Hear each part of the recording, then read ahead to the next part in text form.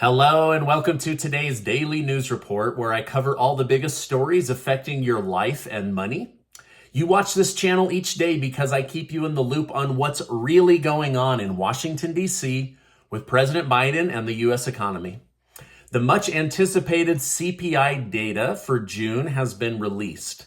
Economists expected a month-over-month increase of around 1%, which would have brought inflation from 8.6% to around 8.8, 8.7%. However, the actual rate rose to 9.1%, which far exceeds economists' predictions. In a nutshell, this means that inflation is still rising. It's still getting worse. Things are still becoming more expensive month over month. And the Federal Reserve won't be meeting until next month to decide on whether to raise rates by 50 basis points, 75 basis points, or 100 basis points, although rumors are stating that they'll probably raise interest rates by 75 basis points just to get a big jump in order to try to get that inflation down even faster. However, President Joe Biden says this is not his fault and called out the news for using outdated information about gas prices, pointing out that the price of gas has come down. While his reasoning is true, inflation is so widespread at this point that you have to include everything. It's not just gas. So the cost of a car, food, increased rent, increased mortgage payments because of higher interest rates. Medical care has also gone up significantly faster than was expected.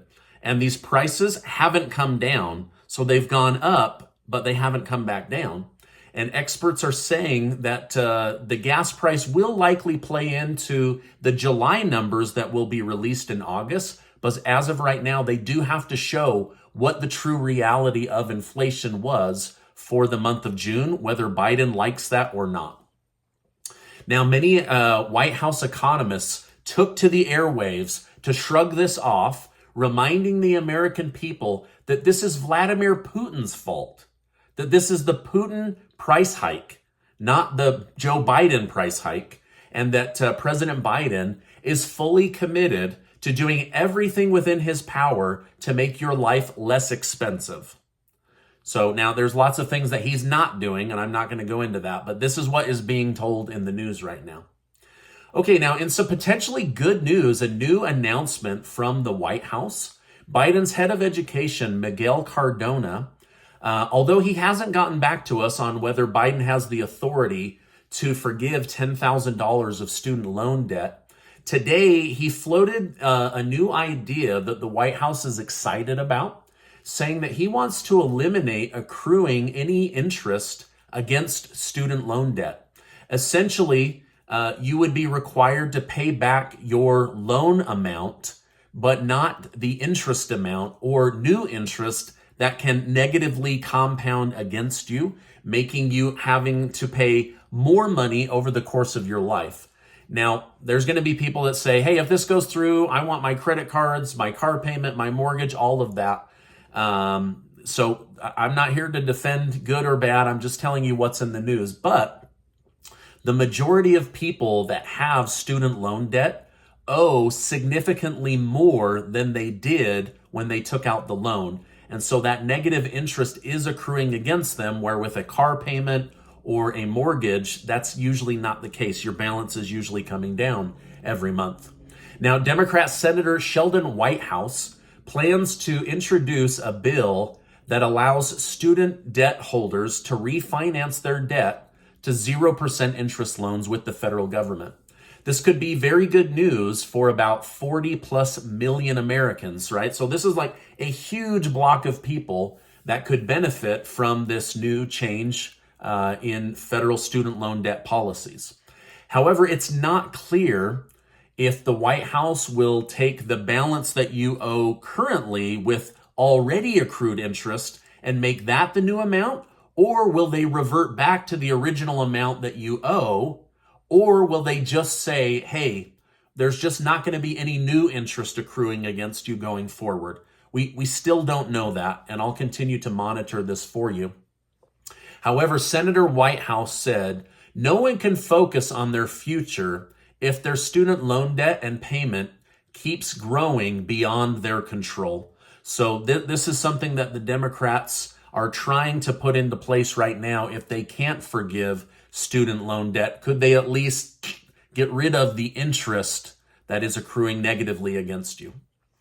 As President of the United States, being able to articulate yourself well is a big deal. However, President Joe Biden continues to fumble his words, and it seems to be at the absolute worst time. While speaking about a planned trip to a Holocaust commemoration site, Biden accidentally stated that we should keep alive the truth and honor of the Holocaust before realizing he needed to correct himself and say the horror of the Holocaust, not the honor of the Holocaust. Sadly, it seems that a lot of his speeches, he tends to embarrass himself and mess up his words on really, really important topics. So anyway, I don't share this to be disrespectful, but this is in the news of what's happening during his visit over in Israel today. Yesterday, a reporter asked Biden, Mr. President, what's your message to Democrats who don't want you to run again? Biden said, read the polls, Jack. You guys are all the same. The polls showed 92% of Democrats, if I ran, would vote for me. Now, he's a little bit confused because the data actually shows that 64% of Democrats don't want him to run again in 2024. What he was confused on is there was a smaller poll that said, if Biden and Trump ran again, who would you vote for? And 92% said they would rather have Biden than Trump, right? So they'd rather take the Biden economy than the Trump economy when they vote, right? Senator Joe Manchin says, I told you so to his Democrat colleagues without officially saying, I told you so. He said today, based on the new high inflation data information, inflation is now a clear and present danger for the United States economy.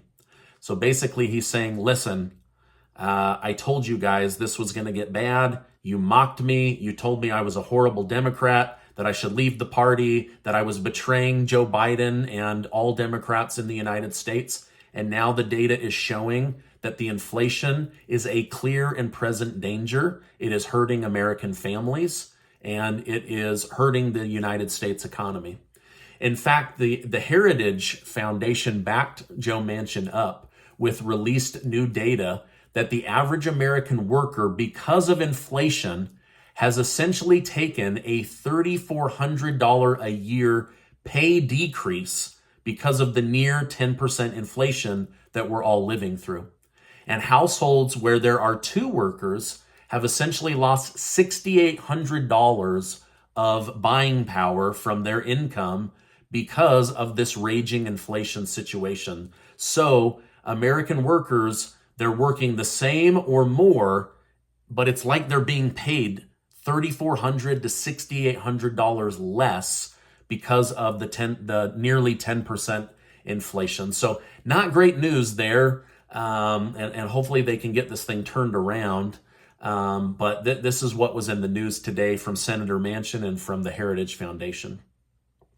The feud between former President Donald Trump and Elon Musk is heating up.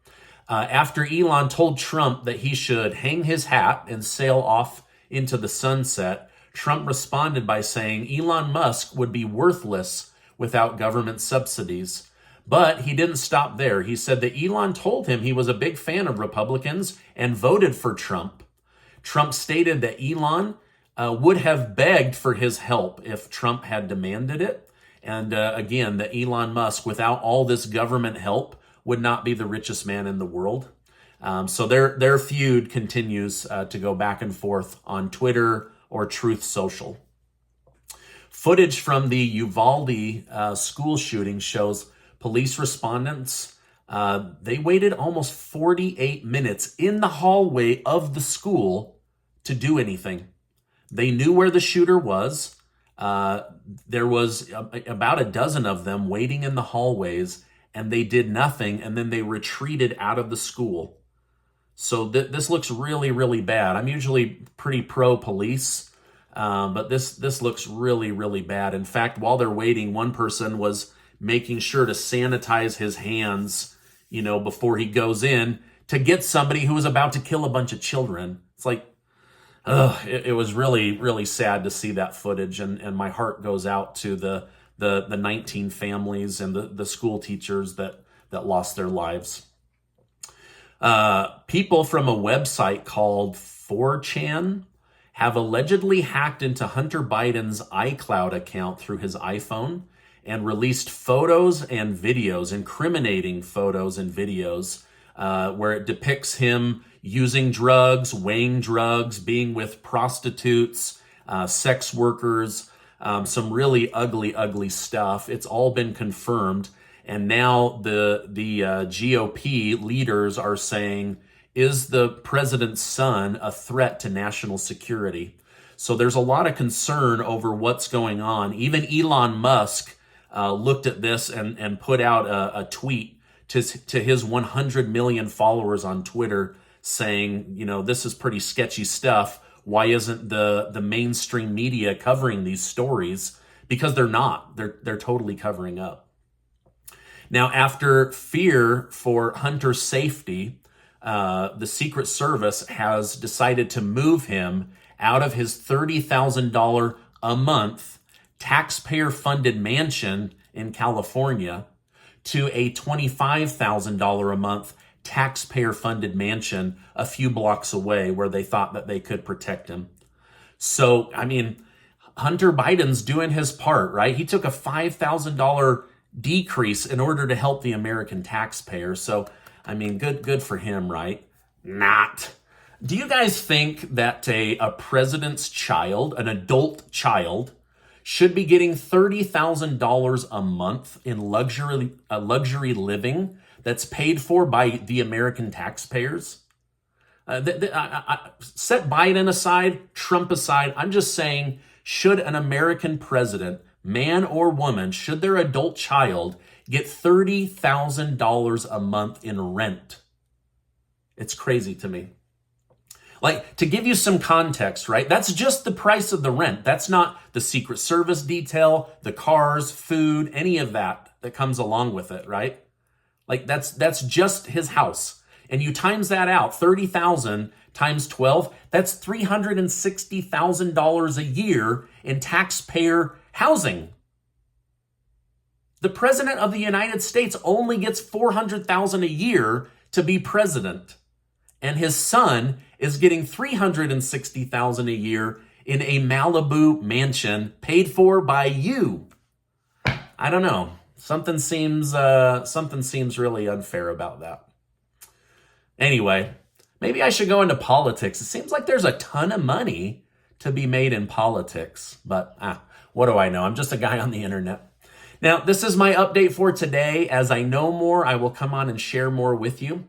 Casey and I, we're trying to do our best to help out with people that are struggling here on our YouTube community. We're giving away $6,000 in cash thanks to generous video sponsors. I'll make sure to leave a link to the details, and it only takes about 10 seconds to sign up, your name and your email, if you'd like to be considered to be one of the winners.